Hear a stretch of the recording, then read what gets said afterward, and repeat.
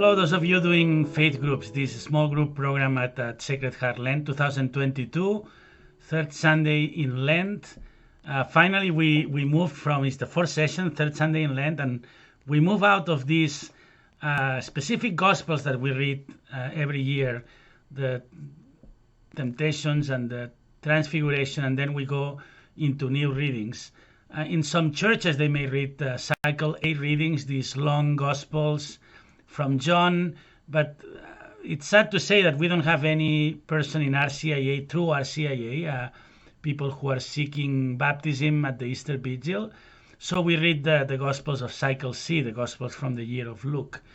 And I'll tell you my process. I always look at the Gospel first. And I already saw that in this Gospel you just read, or in theory you just read, these two stories, one that people came up with for Jesus, and then Jesus himself brings the other one. Two stories where something happens to people, and since they are operating with an image of God that is possible that he would be punishing them, they are wondering about that. It happens also with the story of the blind man, right? That people ask, what did their father and mother did, his or father and mother did that he's blind. It was a society, and maybe still today, where people operated with this idea, this concept that God would punish people. I didn't say this in the homily, but the opposite can be true also. These Protestant preachers, the gospel of prosperity is the same idea. If you are prosperous, it means that you are blessed by God, that you are doing the right thing. But then the opposite is also true.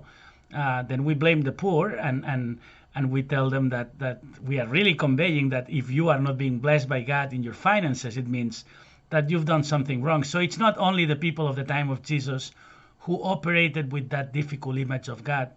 But then Jesus counters this image of God with a parable of the fig tree, which is, in my opinion, fantastic. There we see God, Jesus, God, we believe in the Trinity, the person asking, pleading for more time. And one of the things, for another opportunity, so God is a God of second, third, fourth chances. But one of the things I found very interesting is that the gardener pleads but also works. No, plead as if God exists, but then work as if God didn't exist, which is very interesting, because sometimes we stop in the praying, in the pleading, but what about making ourselves work to be part of the solution for what we pray for? So you could, and I will ask you in the questions in the guide, if we really are part of the prayer we pray. No, we should be. I read recently, we should be part of the solution we are praying for. That's, I think, this combination of work and prayer is very interesting. So I already knew that for me this gospel was about images of God, the image of God of Jesus, the God that Jesus preached about, opposed to this idea that through Pilate or by accident people would be punished, would be experiencing hardships in life because of being the recipients of God's punishment. When then I read the first reading, and then it confirmed that it's about the image of God that we are trying to discuss this weekend. This amazing gospel from Exodus, Moses speaking to God face to face, the burning bush. I found it very interesting that God says, come closer, but not too close either. God is God. We are who we are. God is greater than us. But I thought it was amazing. And isn't that what we aspire to get into this closeness with God? Isn't that what prayer is supposed to be about, right? The image of God of the first reading, a God that heard the affliction of his people, of the people of Israel in slavery in Egypt. I think it's a fantastic reading. It also says, tell the people that I'm the God of your ancestors, the God of Isaac, the God of Jacob, the God of Abraham. And so I'm asking you also in the guide about who is the God of your past.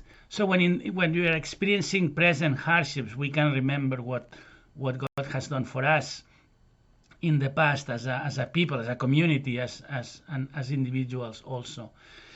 I believe the image of God we operate on, some people put bombs and kill people, and they have an image of God that allows them to do that and to say they do it in the name of God. Politicians also invoke God many times before they do things, or they support things that are hardly God's will.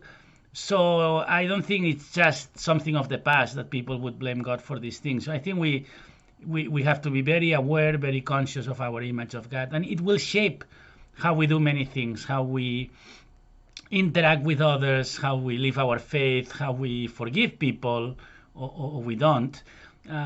It will have a lot to do on how we consider God, what's our image of God. I'm pretty convinced that that's the topic of the weekend and what we want you to discuss this time. Hopefully the questions will help. Hopefully they're clear. Sometimes you try to go deeper and then you may lose a bit of clarity, but that's why we ask to do this in groups, so we can help one another to understand, to go deeper into the meaning of the readings today. We read the Psalm also, even the Psalm, the Lord is kind and merciful. That's an image of God. And we want to reach that image of God, but also to be very aware that sometimes our image of God is not really in sync with what we do in our lives. And that's part of what we want to change during Lent. See you soon.